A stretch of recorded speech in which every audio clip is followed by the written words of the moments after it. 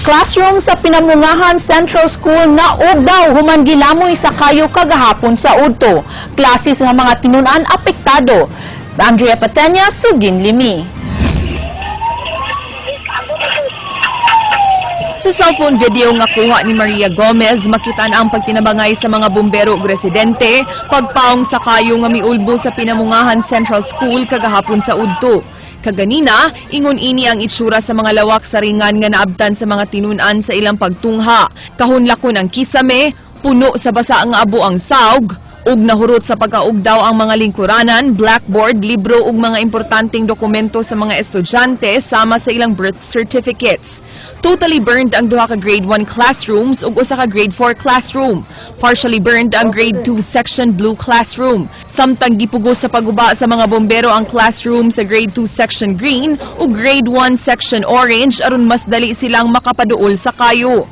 Koralon gid ang area completely para dili makasulod-sulod diri ang mga bata kay rasgo kaayo siya okay kanang totally fall down na gid niya ang mga atop. May na lang kay dunay usa ka bag-ong classroom ang tunghaan ug dinhigi pahimutang ang usa ka apektadong klase. Huway klase karong adlaw ang mga tinunan sa grade 4 mao nga ugma dinhi usa sila ibutang sa school clinic. Tungod kay apil nga nangasunog ang ilahang mga lingkuranan, igo na lang nga nang yaka sa sahog kining mga tinunan kansang mga classrooms na hurot pagkaugdaw atol sa sunog nga miigo kagahapon sa udto. Lakip sab sa nasunog ang ilahang blackboard, mao nga kining recycled na lang nga kalendaryo maoy ilang gigamit alang sa ilang leksyon karong adlaw. Tulo sa unom ka mga apektadong klase dinhi usa temporaryong gipahiluna sa DLRC Center kon Decentralized Learning Resource Center ug igo na lang kining gibahin sa ikatulo aron ma-accommodate silang tanan apan matud sa mga maestra pait gyud kaayo ang ilang sitwasyon karon sanglit di maka-concentrate sa ilang klase ang mga tinunan. Saba man ma'am, lahi ra man jud nga ingwa jud classroom kay di jud kay makuha na saba ba kay na may division nga semento.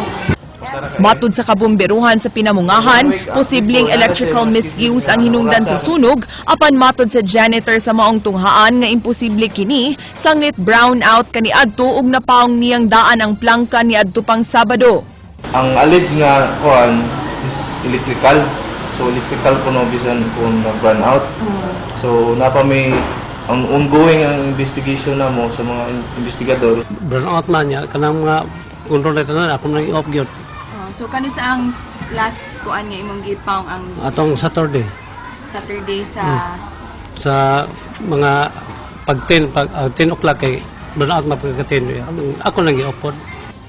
Nangayon na og hinabang ang mga opisyales sa tunghaan gikan sa DepEd diin gibanabanang moabot og 600,000 pesos nga budget ang kinahanglan alang sa reconstruction sa ilang classrooms ug school furniture.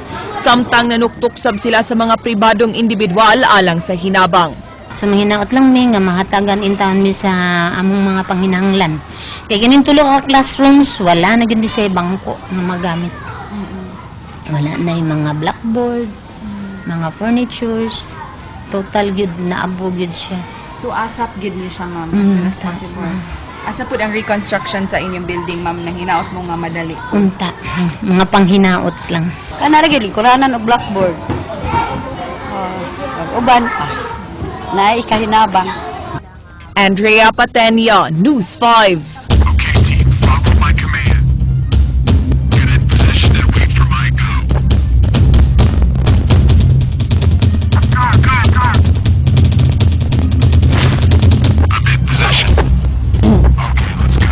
Gilubong na ni atong Sabado si Petty Officer 3 Jose Audrey Banyares, ang Navy officer nga unang namatay sukad ni ulbo ang kasungian sa militar ug mga sakop sa Moro National Liberation Front kon MNLF ni atong Setyembre 9. Wala kapugni sa mga kabanay ni Banyares nga ipabuhagay ang ilang kagul atol sa paglubong niini ni atong Sabado.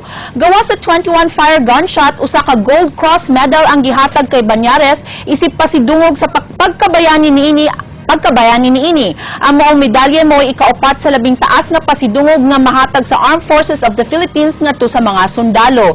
Kinisab ang ikaupat nga Gold Cross Medal nga nakuha ni Banyares sud sa 18 ka tuig nga pag-alagad isip sakop sa Navy.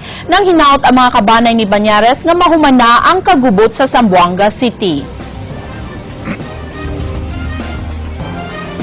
Giauhag sa mga Zamboangueños nga ni manimuyo sa siyudad sa Sugbo ang pagtabang sa ilang mga kababayan nga apektado sa gubat tali sa gobyerno ug sa MNLF. Lakip nilang gustong ipadonate mga canned goods, tubig, bugas, laundry soap ug uban pang makinahanglanon sa mga evacuees.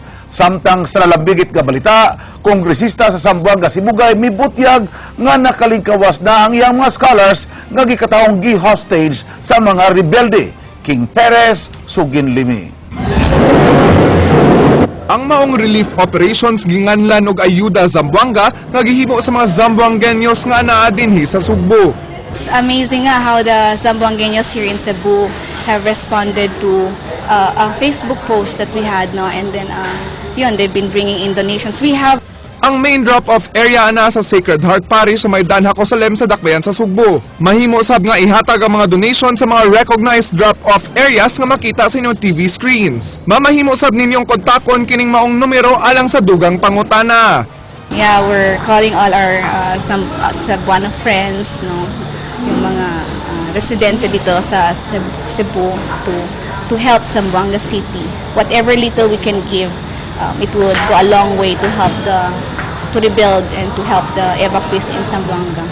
Ang unang hugna sa mga donations ipadangat to sa Zamboanga sakay ang C-130 sa Philippine Air Force ug mga adlaw. Gipaibaw ni Zamboanga Sibugay Congresswoman Ann Dulce Hofer nga iyang mga scholars nga gi-hostage sa may aging semana hingpit nang nakabuhi gikan sa kamot sa mga rebelde. Niadto lang Sabado nakabuhi ang 23 ka mga tinun-an sa School of Fisheries nga nagbase sa Zamboanga City.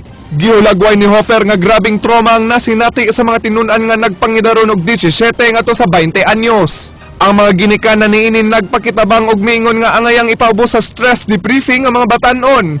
Usa sa mga tinun-an nakaangkon og samad pinusilan sa duha niini ka batiis dihang miikya sila. Naa sila trauma because I think of the continuous bullet fire and karon bombing na gyud. Murag wa gyud sila ka, so we need a group of psychologists or even the teachers can help them murag distress bitaw kay. King Perez, News 5.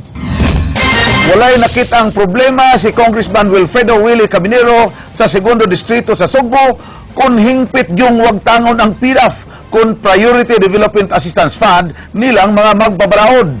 Samtang mga mag-uuma sa lungsod sa Loginsan, may apil sa lihok protesta aron pag-awhag nga wag tangon na gyud ang pork barrel atol sa kasumaran sa martial law niadtong Sabado. Julie Tainar, Sugin Limi. Gipadayag ni Congressman Willie Cabinero nga wa siya nakit ang problema nga wag tangon ang ilang PDAF kay makatabang gihapon sila sa mga nanginahanglan. Ang kalahian lang niini mao nga wa sila direktang akses sa pundo ug adto nila kini ituno sa mga ahensya sama sa buhatan sa DOH ug SHED. Dugang niya nga igo na lang silang muhatag og suhestyon kung unsay mga angayang hatagag o pagtagad sa ilang distrito aron maaksyonan dayon. So kami igo lang mi mo suggest dito mo recommend nga kaning mga indigent students nato sa ato ang distrito as much as possible ilahang kubiran sa programa. Ngunit niini, dulan 500 ka mga tao ang miapil sa protesta alang sa pagwagtang sa Priority Development Assistance Fund kung mas na ilang pork barrel. Nagsugod ang rally sa Fuente Osmeña Rotonda paingon sa Cebu City Hall. Gihimo ang maong lihok protesta ato sa paghandom sa pagdeklarar sa martial law ni atong tuig 1972. Matod sa pangu sa kaugpungang mang-uuma sa Loginsan, nga way maayong kausaban ang nasinati sa mga kabus sukad sa panahon sa martial law hangtod ka rin sanglit wa pay tinud-anay nga reforma sa agrikultura sa nasud. Ang kanang pork barrel wad una kawaman ay katumanan para diri namong mga kabus. Why natuman, why natabang diri namo. Julie Tainar, News 5.